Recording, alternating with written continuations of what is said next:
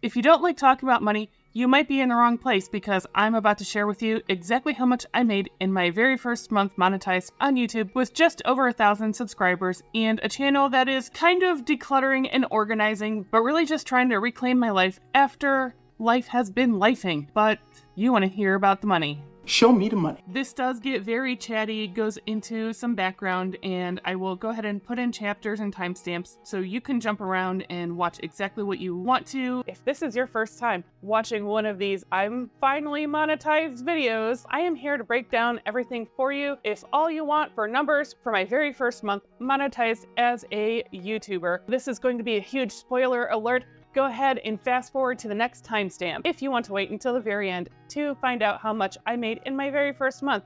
This is what I made right here, and thanks for stopping on by. For the rest of you, hi, my name is Holly. In 2024, how YouTube monetization actually works is when you hit 500 subscribers and 3,000 watch hours, you are then eligible to do memberships and supers. So those are like the little tip jars, or you can set up ways to interact more with your members.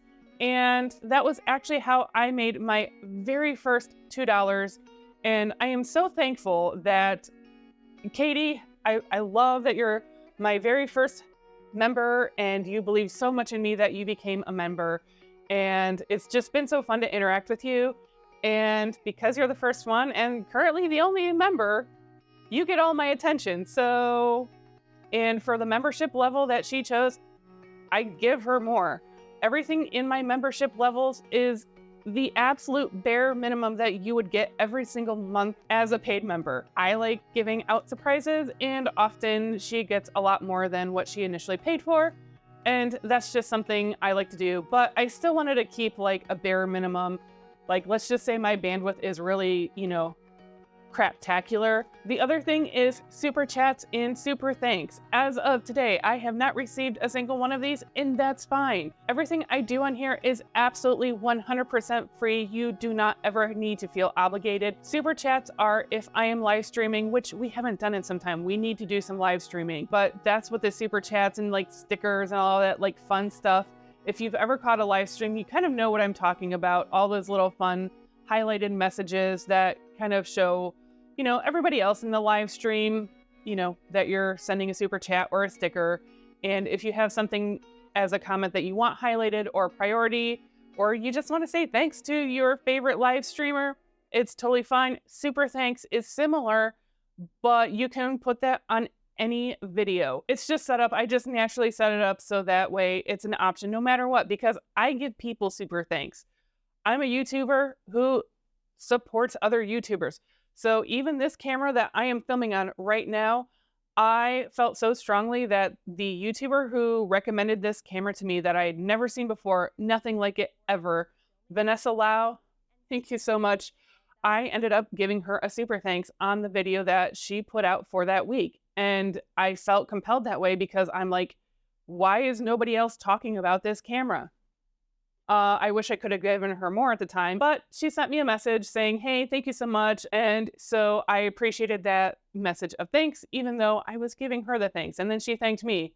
And then it just turns into a whole thing. But anyway, I also made sure I used her Amazon link for this. And then she ended up getting, I want to say someone thinks it's like $26 as like the Amazon affiliate for this particular camera. If this is your first time hearing about the DJI Osmo 3 and you also want one for yourself, it is totally not necessary. Starting with your phone is the best $0 way to start your YouTube channel. I ran my entire channel off of my phone for at least the first 4 or 5 months before I went and invested in this camera. And the main reason why I did was it was an incredible value to get the bundle with the microphone and everything else, the case. You get more in the bundle than what they show. And this was the biggest selling point for me because I'm decluttering. I knew I was going to want to live stream decluttering, and I have now enacted where it will follow me because guess what? I don't have a camera person. I'm doing this all by myself. That link will be down below. Also, if you're looking for anything else from Amazon, if you use that link but don't buy the camera but buy other things, word on the street is I would still get like a teeny tiny little bit of a commission anyway. And it's just another way you can support some of your favorite creators. That wraps up a little bit of how you can make some initial money from your audience memberships, things like that. Then once you reach 1,000 subscribers and 4,000 hours of watch time, which seems like such a huge, like, why is it 3,000 watch hours and only 500 subscribers? Like, you would think it would be like 2,000 watch hours. I eventually hit around Memorial Day weekend, 1,000 subscribers and my 4,000 watch hours. I will say the last 200 subscribers felt so frustrating. And I think it's because YouTube started to seriously vet my audience, like kind of preemptively, like they know I'm on the road to get to 1,000 subscribers. So they're trying to get as many of the bots out of there. I appreciated that it was doing it like in real time, but it still like felt so frustrating to be like, oh great, I gained 30 or 40 subscribers and then suddenly I lost a bunch. So we all lose subscribers, people move on, that's fine. Sometimes I feel bad for the people who came for the Weight Watchers and weight loss content because I still, to this day, have plans of at least doing updates, and I just don't get to it. So, sorry. It's coming. If you've really been hanging on, it's coming. Once you hit that 1,000 subscriber mark and 4,000 hours of watch time, that is when you are eligible to have AdSense. Now, this whole time, you can still have ads playing over your videos. I don't get any of it. It doesn't get retroactively like added to my account. YouTube just takes that from the very beginning. So if you just want to do YouTube as a hobby and, you know, it's kind of a way for YouTube to allow you to use the platform, but then they make a little bit to help support the platform. So if you want to do it as a hobby, cool, great, no big deal. But if you want to be monetized and be a YouTube partner, which has been my goal, it's something I have wanted to do, so thank you for that question. How I looked at it was that initial period was YouTube takes that money, again, basically for platform maintenance for the most part, and also it kind of makes sure like you don't have just one major viral video and then fizzle out and then just collect money for no reason and then don't do any additional work. So that initial period of time, however long it takes you to get 1,000 subscribers and 4,000 watch hours, and it will vary wildly. I'm probably on the faster side of being realistic, but we'll actually come back to that and break that down a little bit. Once you hit that, you're eligible for AdSense. YouTube waits another whole week just to make sure there's not a bunch of like scammy, spammy, you know, fake subscribers or that you didn't buy subscribers, because like that's a whole thing and get you banned. Don't do that.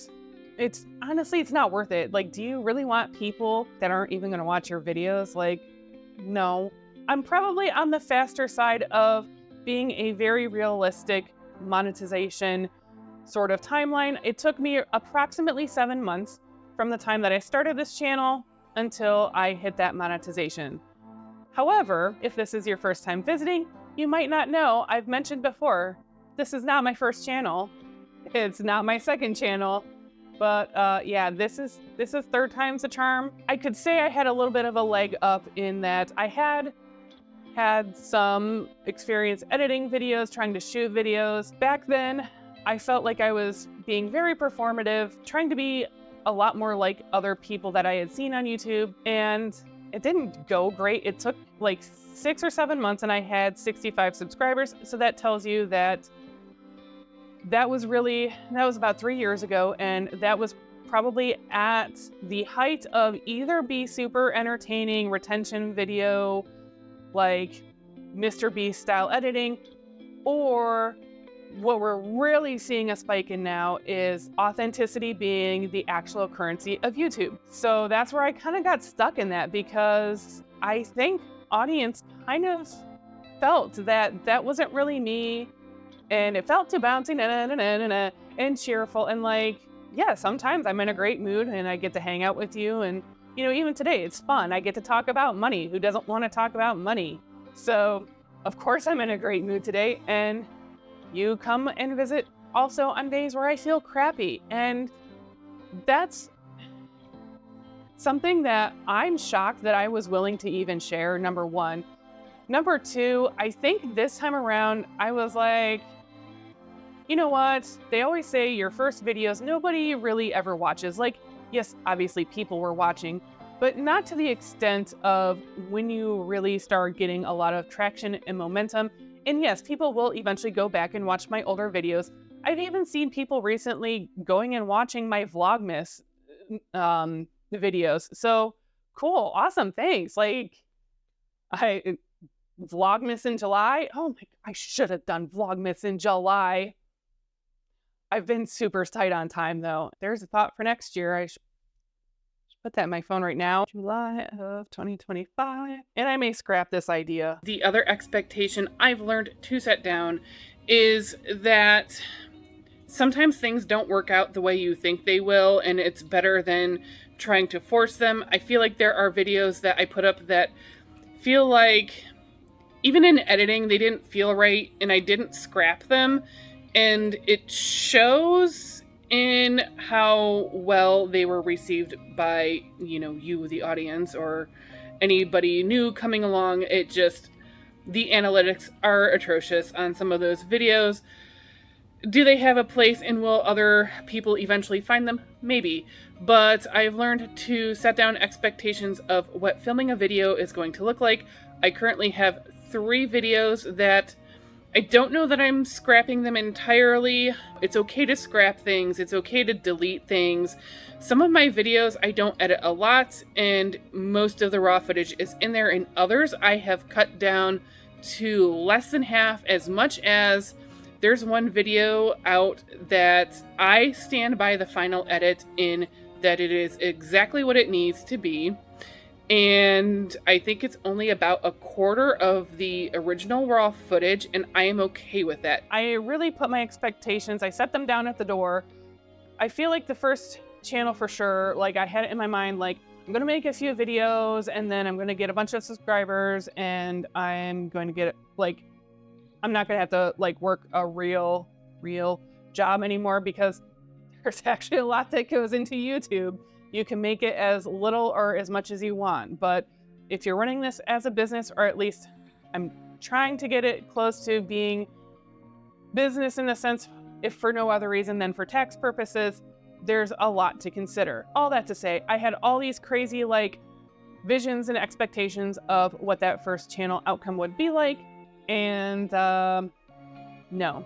My second channel, I feel like, was like super too incredibly niche, also in the tone of unboxing that I felt like I was buying to buy. Like, so I'm glad I kind of scrapped that one before too long, and those channels are no longer here. I am sad that I didn't at least download the videos. I don't know why that never occurred to me before I, said, yeah, go ahead and delete them, because at least in my first channel, when I was doing some decluttering and things like that, I think it would be fun to look back at some of those or react to some of those. So that would be advice number 1, is detach from the outcome, because when I had those expectations, it got super frustrating and hard to want to keep making videos. This time around, I just kind of like left everything at the door. I went, whatever happens, happens.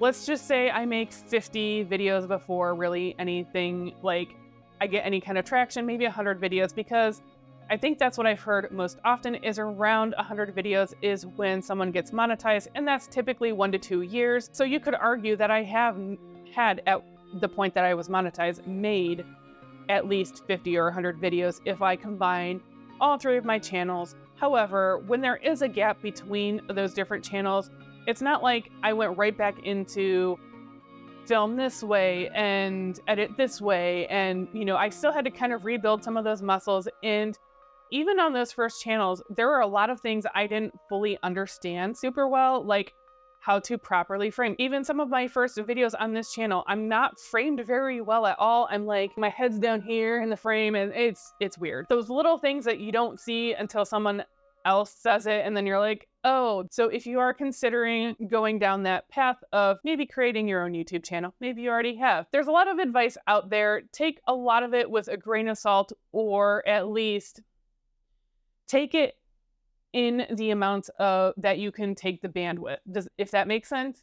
Like, just focus on doing 1 or 2 things a little bit better. Don't try to do all the things at once. I think that was another reason I super burnt out on the first channel. It was too much. Like, even now there's like, oh, you got to diversify and be on Instagram and this and TikTok, and I'm on here. I use my community tab, especially if you're on desktop or mobile. I use it as if it's Instagram. Like, I don't need you to go to other platforms. I'm trying to make it as easy for you as possible to hang out with me. Why do we need to keep in touch on 17 different things? So that's what I would say is detach from the outcome. That's when I noticed a huge difference in both me wanting to make videos and also how it was received, because I'm like, you know what? I'm just going to be me. And there was a video back in, I want to say early December, where I shared with you, like, hey, I'm going through kind of a crappy thing, but because I'm feeling junky, I'm going to try to like do a little bit of housework and maybe I'll feel a little bit better. And I'm in a faded, cut up, long sleeve t-shirt, the most nondescript thing. And it got over 12,000 views in the first 2 weeks. You can never really totally predict that, because then the follow-ups in the series, they did pretty well, but not like, I think the one is up to 13 or 14,000 views. They're not at that level, and it's fine. That's where I've learned to detach from the outcome, because I can spend a metric crap ton of time filming and editing and just like all the like trying to like a video, and it just goes. And then I've seen it go, and 4, 5, 6 months later, all of a sudden it goes, hey, we're suddenly performing. And that's cool to see too. So when they say YouTube is a long game, it really is. Do it. Only do YouTube if you would do YouTube and not get paid. Does that make sense? Because again, I did it in like 6, 7 months. Obviously, there are these crazy cases where you can get monetized in a week. I know someone who got monetized in 4 days. 4. Now, he also had a huge following over on TikTok, I think, previously, and maybe X, Twitter, whatever. So I'm sure a lot of them had come over from there. I don't know for sure, but that's still kind of awesome, because it's not easy to get someone to come from TikTok or Twitter, X, and come to YouTube, because those audiences aren't mutually exclusive, but they're not necessarily like, if you're going to TikTok, you know what you want from TikTok. It's different. You know what I mean. Same for Instagram. Instagram's like a little like, here's a snapshot of what I'm doing today, or well, probably 3 days ago. And then you edited it and you filtered and whatever. So when I do my community tab, I said I use it kind of like Instagram, except that like literally I don't edit whatever I put up there, because I don't have time for that, and that's not the real me. And if I'm spending time in my community and hanging out with you, I want you to see really like what's going on. I feel like I got way like off the tracks, derailed. So we're going to bring it back into the actual process. So after that week has gone by, where YouTube has gone through and weeded out all of these like bots or like fake accounts, things like that, you'll get that email notification saying, hey, do you want to apply for AdSense? And then of course you're like, yeah, why wouldn't I? And there's a lot of things that you can set up on the front end. I have very seriously considered doing a series either as like a separate thing or separate channel. And I've even like started kind of pre-filming some of those things of like really how to start your channel and set it up right, so that you're set up for all of these things as efficiently as possible. So if that's something that you are interested in, please let me know down in the comments below, and hopefully my schedule will get a little bit better and I can start working on some of those. But also work just kind of told me, hey, by the way, things are going to get kind of crazy here. So we'll see. It may be a few months from now. I don't know. I don't want to promise a timeline, but at least that will tell me like, hey, start putting this up as a priority on how to, really start a YouTube channel and set it up as much as possible, as painless as possible, and which advice to kind of at least ignore for now, because I feel like there's this like reigning opinion of what's really important when you start a YouTube channel, and I don't think it's true. Or if you want me to change a membership level and have it be that, we could do that too. So then of course you'll apply, and then 24 hours later, there was like one more weird thing that I had to click, and that you have to be like, yeah, no, actually like turn the money on these videos, like go back through like after the 24-hour period and make sure you see a lit up green $sign on your videos. Then YouTube will auto magically place ads. like it's been doing the whole time, except that now you actually get a cut of that money. Currently, creators get something like 50 or 55% of whatever the ad revenue is for those videos. This can also vary incredibly widely. That's why I was like, okay, mine looks very realistic. Let's go ahead and share this with the YouTube universe. Because, you know, I'm not in finance.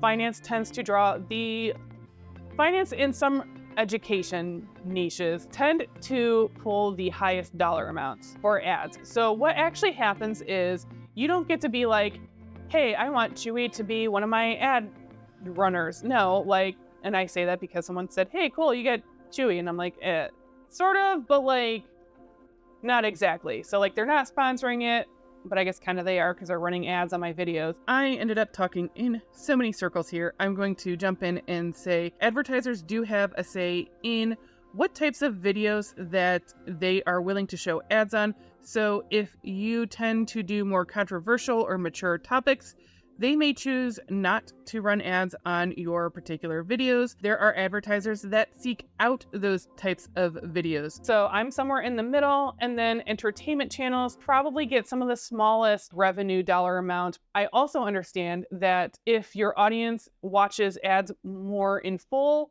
then you get a higher dollar amount, which totally makes sense. If you get served one of those stupid like 17-minute, 39-minute ads, do I expect you to watch it all the way through? No, freaking skip it. Seriously, because I do the same thing. Also, you can review where those ads are placed, and I still do this. There were videos where I'm like, why are you putting an ad 45 seconds in? That's stupid. Let people sit down and enjoy some of this first. So I do at least do a quick double check of where YouTube thinks those ads should be. I try not to be obnoxious about it. So if you ever come across a video where you think I'm being a little greedy, let me know.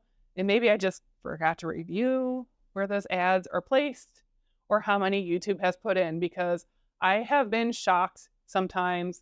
Like usually it's pretty good, but sometimes they like cram a crap ton of ads in a video as far as how much I actually made in my first 30, I'll say 30 days. Let's make it round numbers. That actually hit me on June 5th. So then June 6th, I saw what I made on June 5th. So then bringing me to July 5th or 6th for the purpose of July 5th. The standard minimum payout for YouTube AdSense is $100. You cannot go any less than that. You need to have at least $100 in your AdSense account before they will mail you a check. I personally am sort of using this as a way to supplement my car fund. I have manually increased what I want my check payout to be because I also feel like it might be easier to spend $100 and not be as good at like tracking taxes and stuff like that. I feel like bigger numbers will help me somehow. Maybe that's just my brain. That's a Holly problem. Because I'm neurotic, I created this crazy sheet. Don't worry, there's a desktop Excel version too. Of like daily AdSense memberships and like subtracting the memberships from the total revenue. And like, I went too far with it. I was just curious to see like how it goes when you post a video. If I post a short, if I post a community thing. I'm kind of tracking that for now until I get sick of tracking it, which could be in a year, it could be never, it could be next month. I don't know. So my first 30 days, my very first day of being monetized was 17 whole cents. And let me tell you, when I saw 17 cents in my AdSense account in my little monetization box, like that was like the best, my favorite 17 cents ever in my entire life. I don't know, it just felt like that was really the start of something, and that I did that and I created that, and it wasn't from an employer. It wasn't because someone just felt like donating 17 cents. And that's not including the membership from Katie. Thank you again so much. 17 cents of ad money because you wanted to come hang out with me, and it just gets better from there.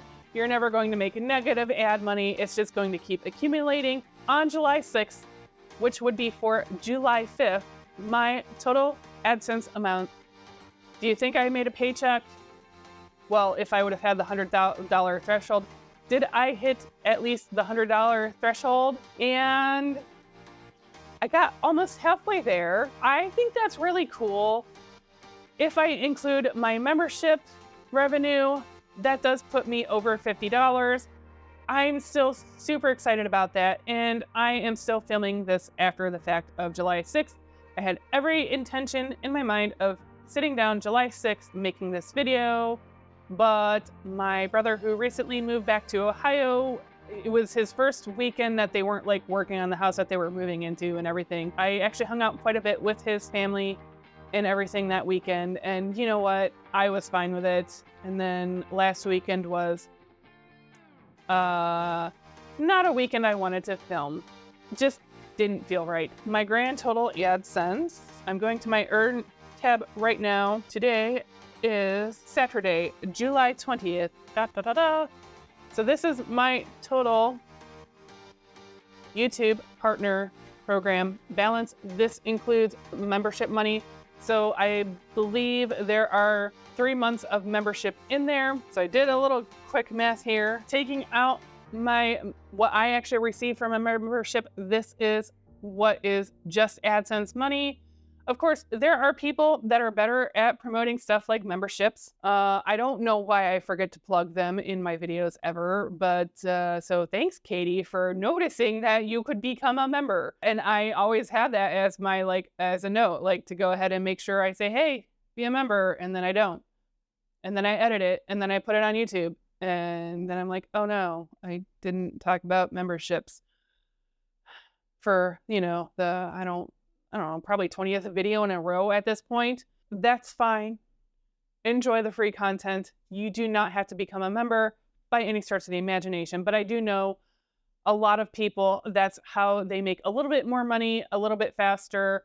And of course, I know I'm lucky in the sense that it really only took me 6 or 7 months to monetize my YouTube channel. Asterisk, this actually took me about 3.5 years based on trying other channels in the past and either taking breaks or admitting failure or learning opportunities. And so, yeah, I think it's a very modest and manageable way to get started on YouTube. I'm extremely happy. This was my goal from the whole start. I always wanted to be monetized.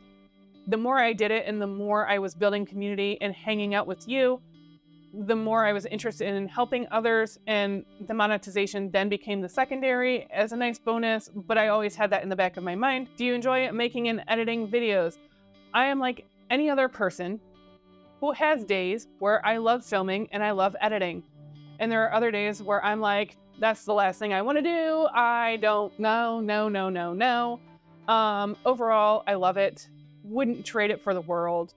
Editing, I enjoy it, but I recognize I am not the most efficient at it. I do get better and more efficient the more I do it, but I do have a goal of handing that off someday. Not because I don't enjoy it.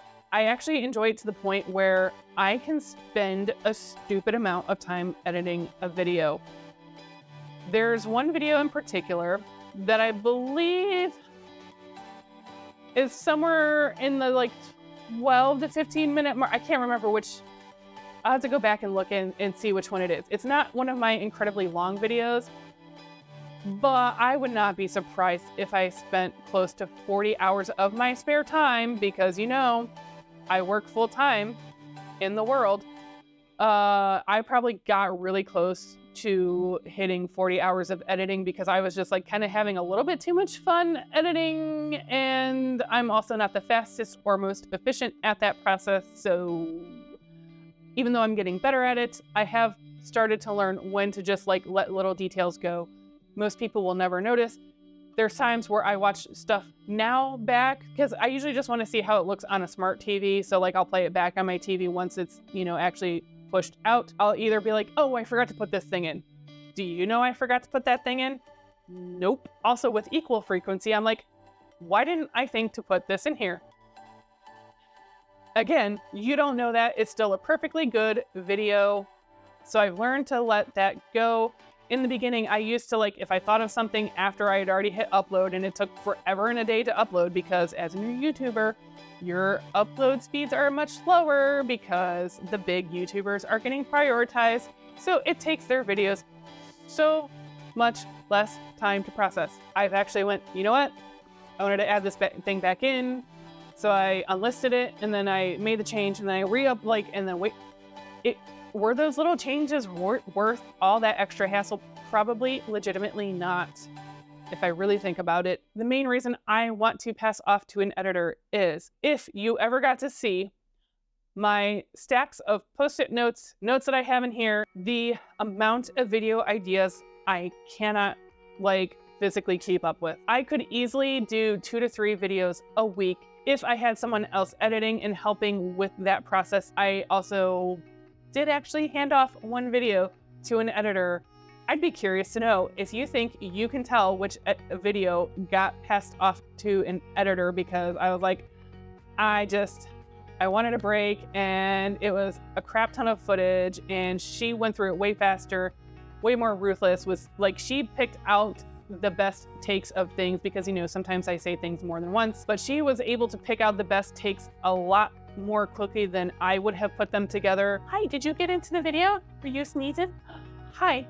So yeah, I haven't even made her adoption fees in AdSense. So if you haven't subscribed already, oh, I'm getting biscuits. So I guess that's my sign. I need to stop yammering, go play with Madeline. And I heard Queso just start to be like, hey, I want to play too. Thanks for hanging out and listening to me ramble on of what I thought was going to be a super quick, this is how you get monetized. And this is what I actually ended up making.